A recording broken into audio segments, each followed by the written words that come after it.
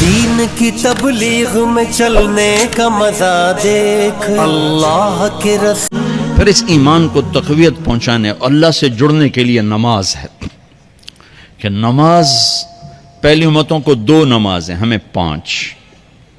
پہلی امتوں کی مسجد کوئی نہیں، ہماری مسجد. پہلی امتوں کی اذان کوئی نہیں، ہمیں اذان ملی. اور اذان اتنا بڑا عمل بنا دیا میرے نبی نے کہ آپ نے فرمایا کہ اذان دینے والا قیامت کے دن سب سے اونچے مقام پر کھڑا ہوگا. حضرت علی فرمایا کرتے تھے کاش میں اللہ کے نبی سے حسن حسین کے لیے مسجد نبوی کی اذان مانگ لیتا. یہ حضرت علی فرمایا کرتے تھے.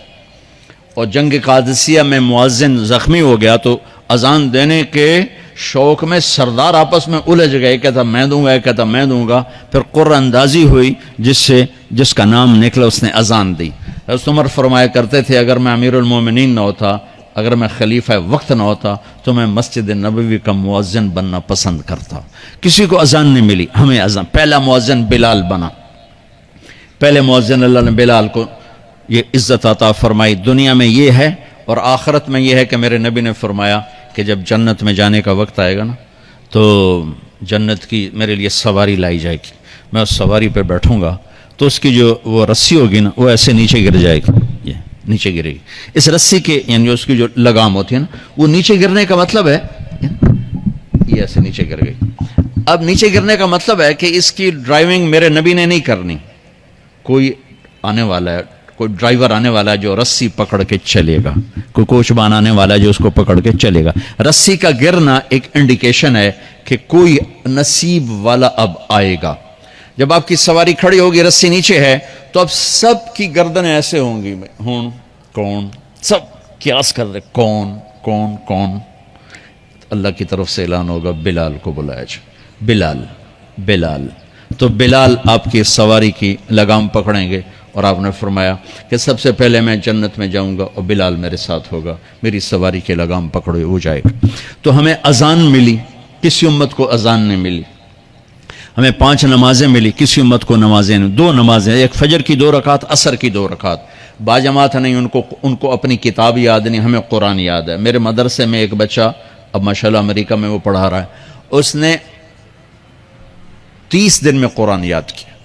صبح یاد کرتا تھا، شام کو تراویح میں سناتا تھا. میرے مدرسے کا بچہ ہے، صبح بیٹھ کے مغرب تک پورا ہے سپارہ یاد کر کے اور عشاء کو تراویح میں سنا دیتا تھا. اللہ نے میں ایسا قرآن دے دیا کہ 1 مہینے میں بھی یاد ہو جاتا ہے. 3 دن میں بھی ایک بزرگ نے یاد کیا، 3 دن میں قرآن یاد کیا. اللہ نے ہمیں قرآن کی دولت عطا فرمائی. پڑھنے کے لیے 5 نمازیں عطا فرمائی، تہجد کی نماز عطا فرمائی، اوابین کی نماز دی، اشراق کی نماز دی، چاشت کی نماز دی. نماز کے کتنے دروازے کھول دیے. اور میرے نبی کی آخری نصیحت تھی میری امت نماز نہ چھوڑنا، نماز نہ چھوڑنا، نماز نہ چھوڑنا. اور اس 14 صدی میں کوئی موقع ہے نماز چھوڑنے کا تو وہ میرے نبی کے نواسے کی کربلا کا ہے کہ جب ظلم بھی انتہا پر تھا اور مظلوم بھی اپنی آخری حدوں پر تھا اور کائنات نے نہ ایسا ظلم دیکھا، نہ ایسے مظلوم دیکھے، نہ ایسی پاکیزہ ہستیاں دیکھی، نہ ایسے درندے دیکھے.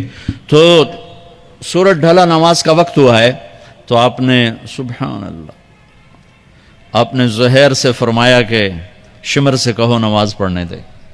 نماز پڑھنی ہے، امت کو پیغام دینا ہے کہ یہ کسی حال میں چھوڑنے کا کام نہیں ہے. تو انہوں نے آگے بڑھ کے شمر سے کہا نماز پڑھنے دو. انہوں نے کہا نہیں، نماز نہیں پڑھنے دیں گے، ہماری تلوار چلے گی. انہوں نے واپس آ کر کہا جی وہ کہہ رہے ہیں ہم جنگ نہیں روکیں گے، تلوار چلے گی. تو پھر یہ نہیں فرمایا اچھا چلو ٹھیک سر دیو، فرمایا اچھا آدھے نماز پڑھو آدھے جنگ کرو. آدھوں نے نماز پڑھی، آدھوں نے جنگ کی. پھر انہوں نے جنگ کی اور پہلوں نے نماز پڑھی اور عصر سے پہلے سب کے سر کٹ کے نیزوں پہ چڑھ گئے.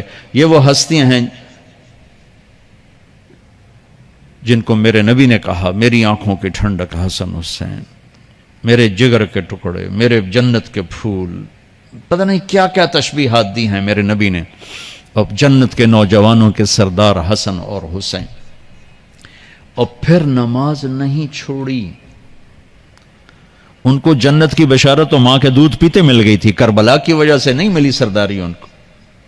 وہ تو ان کے سر کا صحرا ہے الگ. ان کو سرداری جنت کے ملی ماں کا دودھ پیتے ہوئے کہ جنت کے نوجوانوں کے سردار ہیں حسن اور حسین. نماز نہیں چھوڑی. میرے عزیزو نماز نہ چھوڑ. اللہ کا شکر ہے میں آپ بچوں کو دیکھ کے مجھے اپنا کالج کا دور یاد آ رہا ہے. ہمارے دور میں ایک نعیم الدین صاحب گورنمنٹ کالج لاہور میں تبلیغ کا کام کرتے تھے اور وہ اکیلے ہی نماز پڑھتے تھے, کوئی نمازی نہیں ہوتا تھا, اور کسی لڑکے کی داڑھی نہیں تھی, کسی لڑکے سوا سے ایک نعیم الدین کی. اب ہر کالج میں جائے داڑھیوں والے بچے نظر آتے ہیں, ٹوپیوں والے بچے نظر آتے ہیں, کوئی لڑکی کے سر پہ دوپٹہ نہیں ہوتا تھا, کوئی ایجوکیشن تھی. اب لمز جیسی یونیورسٹی میں بھی لڑکیاں پورے برقعے میں ہوتی ہیں, حجاب میں ہوتی ہیں, نقاب میں ہوتی ہیں. جہاں برائی کا گراف اوپر گیا تو نیکی کا بھی اوپر گیا, جہاں برائی کا لیول اگر بڑھا ہے تو نیکی کا لیول بھی بڑا ہے. اتنا بڑا میری نسل کا مجمع اللہ کی بات سن رہا ہے, یہ اس دور میں کوئی تصور نہیں کر سکتا تھا.